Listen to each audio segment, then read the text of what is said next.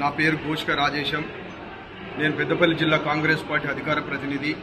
అది ఓదల మండలం మడక గ్రామానికి సంబంధించి ప్రభుత్వ భూమి దురాక్రమణకు గురైందని కలెక్టర్ గారికి ఎన్నోసార్లు ఫిర్యాదు చేయడం జరిగింది, పెద్దపల్లి జిల్లా కలెక్టర్ గారికి. కానీ వారు పట్టించుకోలేదు.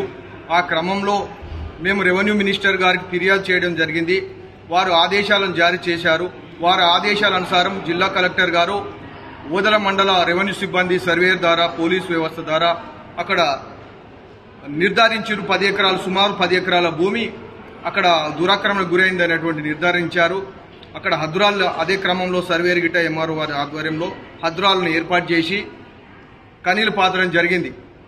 కానీ మళ్లీ దురాక్రమణదారులు యథావిధిగా కనీలను పీకి పారేసి మళ్లీ భూమి సాగు చేసుకుంటున్నారు. ఈ క్రమంలో మళ్లీ మేము జిల్లా కలెక్టర్ గారికి ఫిర్యాదు చేయడం జరిగింది. అయినా కూడా వారు నిర్లక్ష్యం వహించారు. ఆ కారణంగా మేము ఈ రోజు అంటే ప్రభుత్వం ఎంతో ప్రతిష్టాత్మకంగా తీసుకొని ప్రభుత్వ భూములను రక్షించాలి, ప్రభుత్వ భూములు కాపాడాలనేటువంటి అసెంబ్లీలో కూడా చర్చించి ఒక అద్భుతమైనటువంటి నిర్ణయాలను తీసుకొని ప్రభుత్వం నడుస్తూనే ఉంటే ఈరోజు ప్రభుత్వానికి వ్యతిరేకంగా ఈ ఓదల మండలం ఈ పెద్దపల్లి జిల్లా కలెక్టర్ గారు ప్రభుత్వ భూములు కాపాడే క్రమంలో నిర్లక్ష్యం చేస్తున్నారు. కాబట్టి ప్రభుత్వానికి వ్యతిరేకంగా ఇలా వీరు వెళ్తా ఉన్నారు.